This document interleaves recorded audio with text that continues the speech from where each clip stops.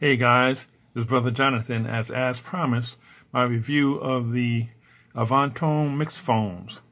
I'm gonna tell you right now, right off the bat, that I like these headphones. These are going to be my go-to headphones for my mixing in the studio.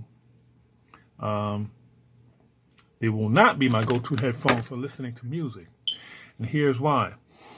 These headphones sound great. They're very detailed and much more accurate than what I have been previously using, which is the Sennheiser 525s. The Sennheiser 525s are like, let me indulge myself in my music. Let me get myself something to puff on, something to drink on. Let me get my drink and then put my feet up and listen to my music. With these guys, it's like, okay, I'm listening to the music and it's like, man, I should have put more reverb. I should have used a different delay. Why is the vocal sticking out more on the background than it should? These guys make you want to work. They make you want to start pushing buttons and pushing faders and stuff.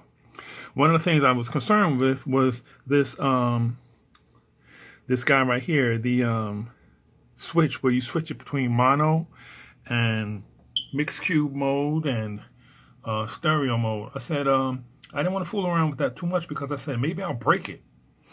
It has a 5-year warranty, which is a great warranty, but I don't know if that's included in the warranty if you break that switch. The fact that you can change cables is good too. It comes with 2 different cables, so that's a good thing. And I like the way it says left and right inside the ear thing. I like the way it says that. But the sound of the thing is great for mixing. When I first put them on, I said, "Oh wow." I never had headphones that sound like this when I tried to mix through them. If you're a guy who likes mixing through headphones, then these are the ones for you. Forget about everything else. These are the ones for you. I have the Audio-Technica AT50X. People say, oh, the Audio-Technicas are the best headphones to mix with, or whatever other headphones they want to talk about. So far, these guys are the ones that sound the best. The Audio-Technicas are hype. There's no hype in these.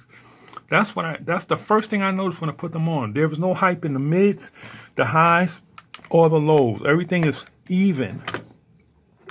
It sounds even but well detailed. It doesn't sound like cheap junk. It sounds very, very high end.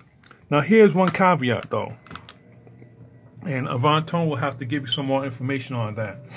The caveat is that when I'm listening through my headphone amp off my mixer, it's down there somewhere, or my professional headphone amp, these sound great. But when I mix through, or when I listen through the headphone amp on any of these guys, on any of the recorders, it sounds dull. It sounds very dull and dark and hazy, or it just doesn't sound right. Maybe that's because of the headphone amp inside of the recorder. I don't know. Maybe I think these things, how they sound, are going to depend on what headphone amp you're using.